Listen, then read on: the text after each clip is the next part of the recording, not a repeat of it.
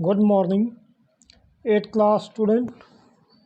आदर्श senior secondary school Khaisargarh की online class में आपका मोस्ट वेलकम। आज का हमारा विषय है हमारे अतीत, लेसन नंबर 5, जब जनता बगावत करती है। ये लेसन हमने सारा पढ़ लिया था और इसके हमने 4 क्वेश्चन भी कर लिए थे इससे पिछली वीडियो के अंदर। आज हम इस वीडियो के अंदर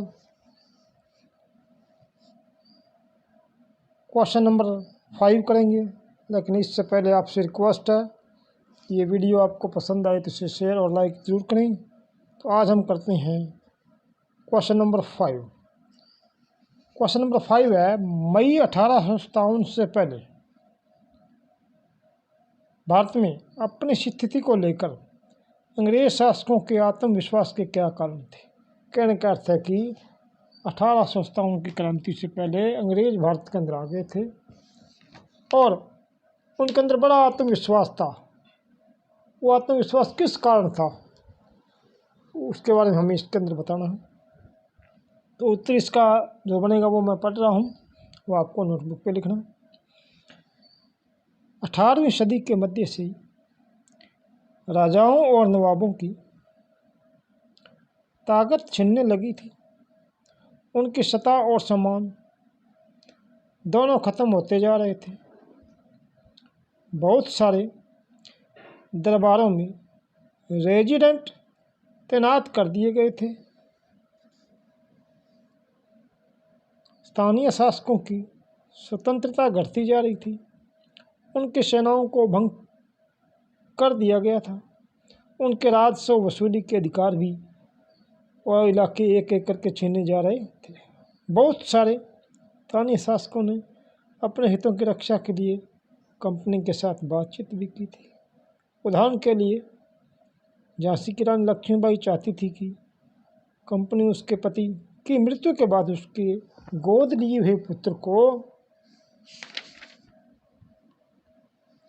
राजा मान ले।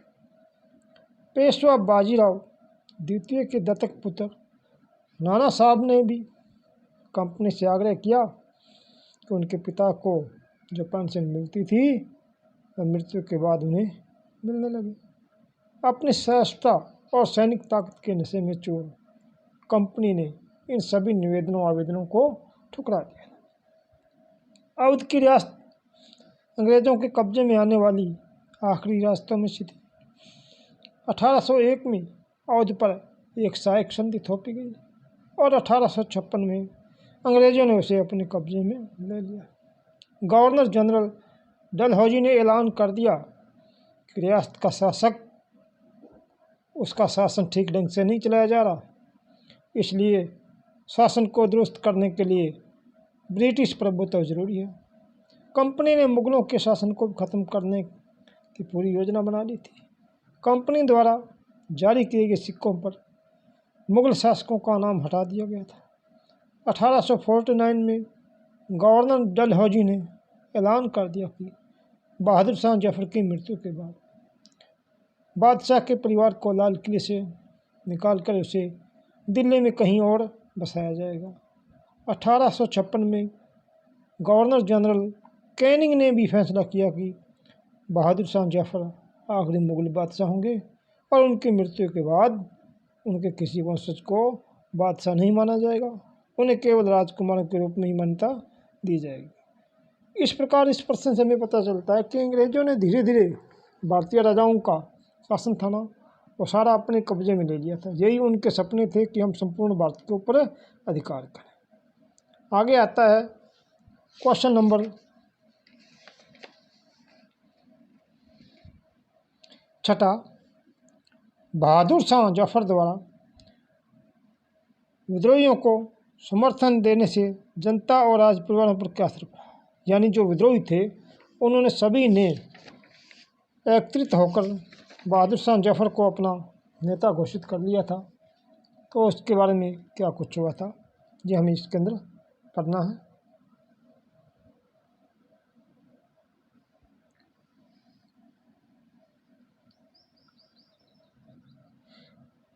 छठे प्रश्न का उत्तर पढ़ता हूँ। जब दिल्ली से अंग्रेजों के पैर उखड़ गए तो लगभग एक हफ्ते तक कोई विद्रोह नहीं हुआ था। खबर फैलने में भी कुछ समय तो लगना ही था, लेकिन फिर भी विद्रोह का सिलसिला शुरू हो गया था। हमें उत्तर यहाँ से शुरू करना है। एक के बाद हर रेजिडेंट में सिपाहियों ने विद्रोह कर दिया था और वे दिल्ली, कानपुर व लखनऊ जैसे मुख्य बिंदुओं पर दूसरी टुकड़ियों का साथ देते निकल पड़े थे।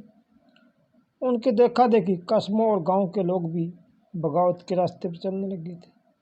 वे स्थानीय नेताओं, जमींदारों और मुखियाओं के पीछे संगठित हो गए थे। ये लोग अपनी सत्ता स्थापित करने और अंग्रेजों से लोहा लेने के लिए तैयार थे। स्वर्गीय पेशवा बाजीराव के दत्तक पुत्र नाना साहब कानपुर के पास रहते थे। उन्होंने सेना इकट्ठी की और ब्रिटिश सैनिकों को शहर से खदेड़ दिया था। उन्होंने खुद को पेशवा घोषित कर दिया और उन्होंने ऐलान कर दिया कि वे बहादुर शाह जफर के तहत गवर्नर हैं। लखनऊ की गद्दी से हटा दिए गए नवाब वाजिद अली शाह के बेटे बिरजिस कद्र को भी नया नवाब घोषित कर दिया गया। बिरजिस कद्र ने भी बहादुर शाह जफर को अपना बादशाह मान लिया था। उनकी मां बेगम हजरत महल ने अंग्रेज़ों के खिलाफ विद्रोह को बढ़ावा देने में बढ़ चढ़ कर हिस्सा लिया था। झांसी की रानी लक्ष्मीबाई ने भी विद्रोही सिपाहियों के साथ जा मिली थी। उन्होंने नाना साहब के सेनापति तात्या टोपे के साथ मिलकर अंग्रेज़ों को भारी चुनौती दी थी। मध्य प्रदेश के मांडला क्षेत्र में राजगढ़ की रानी अवंतीबाई लोधी ने भी 4000 सैनिकों की फौज तैयार की और अंग्रेज़ों के खिलाफ उनका नेतृत्व किया, क्योंकि ब्रिटिश शासन ने उनके राज्य के प्रशासन पर नियंत्रण कर लिया था।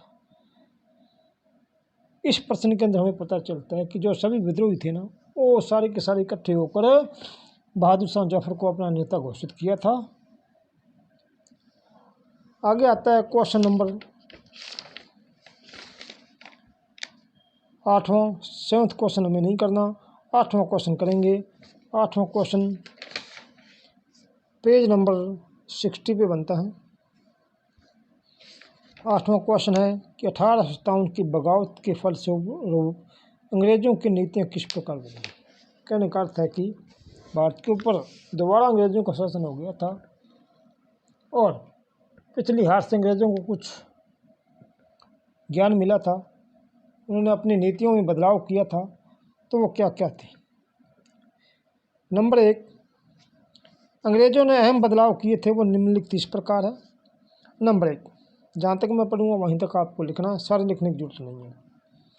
ब्रिटिश संसद ने 1858 में एक नया कानून पारित किया और ईस्ट इंडिया कंपनी के सारे अधिकार ब्रिटिश साम्राज्य के हाथ में सौंप दिए, ताकि भारतीय को मामलों को ज़्यादा बेहतर ढंग से संभाला जा सके।